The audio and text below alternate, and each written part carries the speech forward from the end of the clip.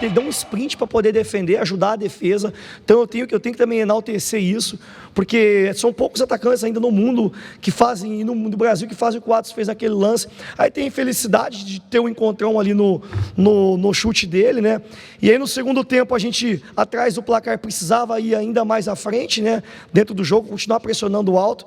Eu acho daquilo que foi a nossa pressão alta nos clássicos, talvez essa que foi, a gente conseguiu evoluir um pouco mais, né, de sustentar o bloco alto por mais tempo, por alguns motivos que a gente fez de ajuste em aprendizagem aos outros 2 jogos. E aí a gente empata, e aí o adversário também tem um ímpeto de ter que buscar o resultado, né, de tentar fazer tentar fazer o placar positivo em relação a eles. E a gente aí está com jogadores com substituição que a gente precisava empatar o jogo dentro do campo, né? E aí fica o registro também do Benítez ter ajudado no momento defensivo, do Jonatas ter ajudado no momento defensivo, do empenho que os jogadores sentiram com aquilo que é estratégico, de ser camaleão de fato no jogo.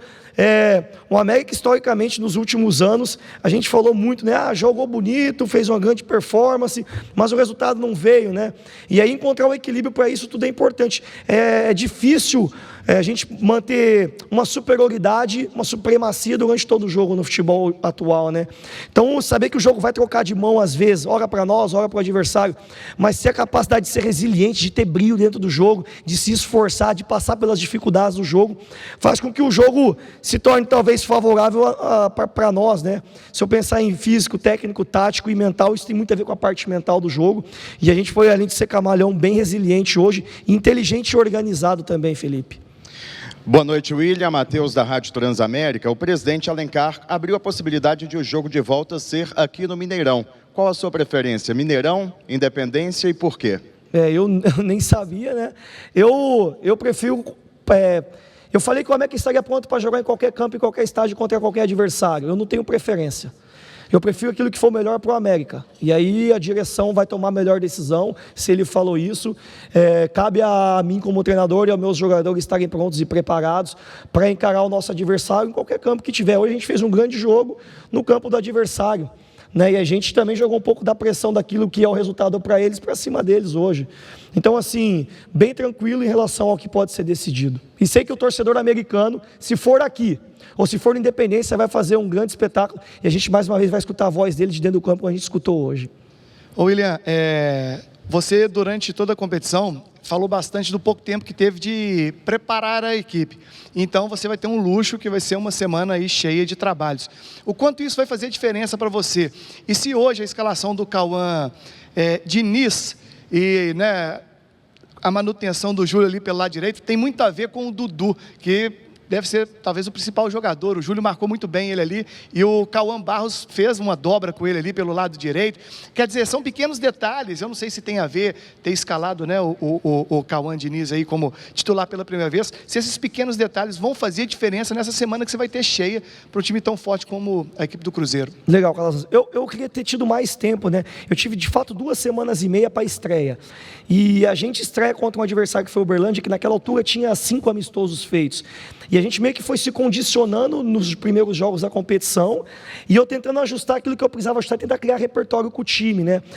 E quanto mais a gente joga, Calazans, menos a gente treina com aqueles que estão jogando por mais tempo, né? E esse fato leva com que eles tenham menos treinabilidade, e aí a capacidade de fazer algumas coisas no jogo vai diminuindo. E aí diminui pelo desgaste físico e diminui pelo aspecto técnico, tático, por não estar treinando, né? Ou seja, ele não treina mais, ele só joga. Então ele destreina tudo aquilo que ele precisa treinar para ele continuar jogando.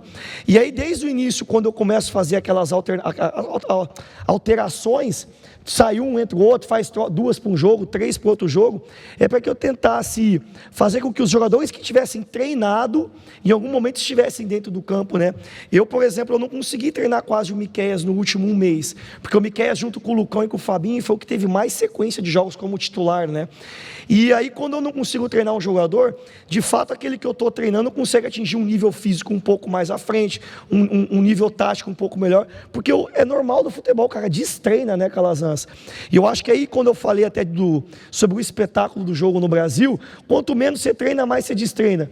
Talvez pior é o espetáculo, né? Então eu acho que a grande arte para mim hoje, o maior desafio como treinador, é conseguir manter, Calazans, todo mundo bem, né, com ritmo de treino para poder jogar bem e fazer com que quem esteja jogando não destreine para tentar dar o melhor para a equipe, né? Foi muito por esse ponto. Acho que o Cauã Diniz tinha uma sequência boa de treino, o Miqueias vinha jogando bem, mas é óbvio que o Cauã com o ritmo de treino conseguia entregar coisas para nós hoje a nível estratégico que eram importantes. Um dos motivos também é o que você falou.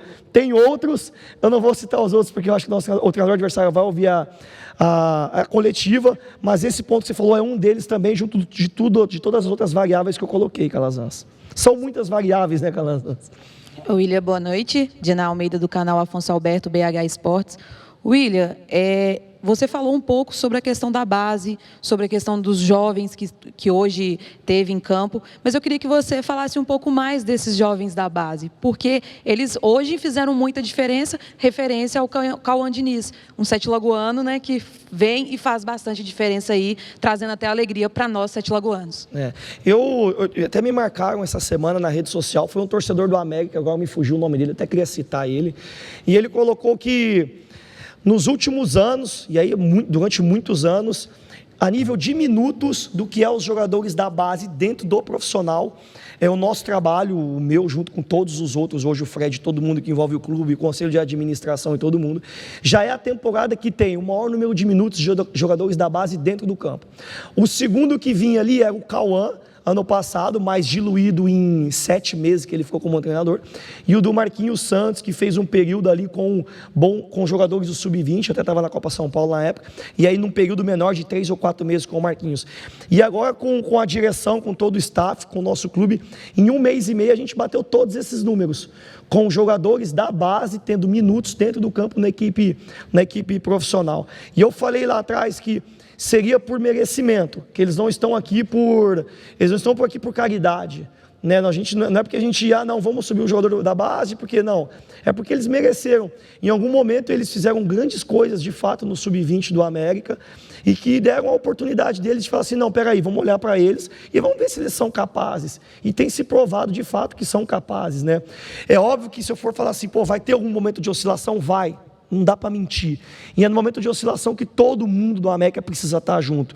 E aí é o conselho de administração, é eu como treinador, é todo o nosso grupo de jogadores, é a nossa torcida, né? Porque a gente, no momento que tiver um mínimo de oscilação, a gente volta para o estágio normal, que foi o nosso jogo de hoje, né? O jogo, de novo, diante do adversário difícil, com jogadores da base dentro do campo, com jogadores experientes, ajudando esses jogadores da base, e a gente construindo um time, né? Um time sem treinar há muito tempo, um time em 1 mês e meio, né? E a gente fica feliz. Fico feliz também de ter esse número como treinador do América, né? De ter sido treinador nos últimos anos que, de fato, mais colocou jogadores dentro do campo. E agradeço também a toda a direção. E enalteço o trabalho do Myron também, né? O Myron sabe da capacidade que ele tem e de toda a comissão técnica ao longo desses anos. Não é fácil, é difícil, de fato. É difícil formar o jogador jogando no fio da navalha como a gente formou no América e colocar para jogar e ter a confiança que eles vão fazer grandes jogos como eles têm feito, né? Então, fica o agradecimento e de tudo que tem sido feito em relação a esses jogadores. William, se minha conta não estiver errada, o América fez 15 gols até o momento na temporada. São 4 gols de centroavante. Se eu não estiver errado de novo, foram 4 gols de centroavante no mesmo jogo. Os 3 do Jonatas contra o Pouso Alegre, mais o David Lopes, que você utilizou como centroavante. Me corrija se eu estiver errado. Hoje eu te vi particularmente pedindo muitos ajustes para o Renato Marques. Você começou a temporada com o Jonatas, está utilizando o Renato, colocou o David por ali. Eu vou inventar uma palavra, tá?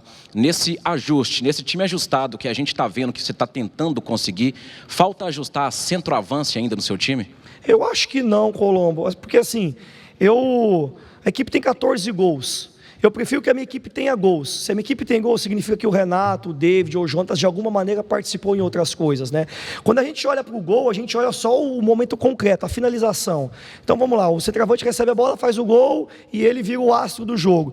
Mas, de fato, para uma equipe fazer muitos gols durante a temporada ou ter consistência em fazer gols, tem muito a ver com outros comportamentos, de quem rouba a bola, de quem pressiona, como inicia a jogada, como é construída a jogada, o que o Jonatas, o Renato e o David têm feito a nível estratégico e tático para o nosso jogo é importante. Tem gols que saíram porque o Jonatas ou o David puxou o marcador para outro meio entrar no espaço vazio, né? O que me agrada é a capacidade do jogador ser generoso, ser solidário. Isso os meus atacantes têm sido. Porque também não adianta eu ter um centroavante que ele é um cara egoísta, pensa no gol só por ele, para ele, e aí no momento que é preciso fazer um movimento para abrir espaço para um meio ou para um extremo, talvez ele não faça, né? Então, essa equipe ela vai ser feita de jogadores que têm valores, de jogadores que querem jogar para o América, que querem fazer o melhor para o América. Não adianta eu ter um centroavante aqui que tivesse feito 6 gols no início do campeonato e quisesse ir embora, como aconteceu outra hora. Não, o jogador que está no América hoje, ele está por prazer de estar no América, de vestir a camisa para o América, de dar o melhor para ele em relação ao que ele pode oferecer para o América. E assim, eu estaria preocupado se a gente tivesse isso tudo que você falou e tivesse 4 gols no campeonato. A gente tem mais gol no campeonato do que os 2 elencos que são milionários no nosso país, né? A gente tem mais saldo de gols que os 2 elencos milionários no nosso país, né? Sei que a torcida às vezes quer ver o centroavante da nossa equipe fazer gol, mas também percebo que a torcida de fato se alegra se o centroavante tem disposição para jogar todas as outras coisas do jogo que precisam ser jogadas, né? Não dá para ter um centroavante parado que faz 1, 2 gols, mas que não ajuda em outras coisas, por exemplo, porque talvez depois ele nem faça os 2 gols pela falta de companheirismo e generosidade. Eu estou feliz pelo todo, Colombo.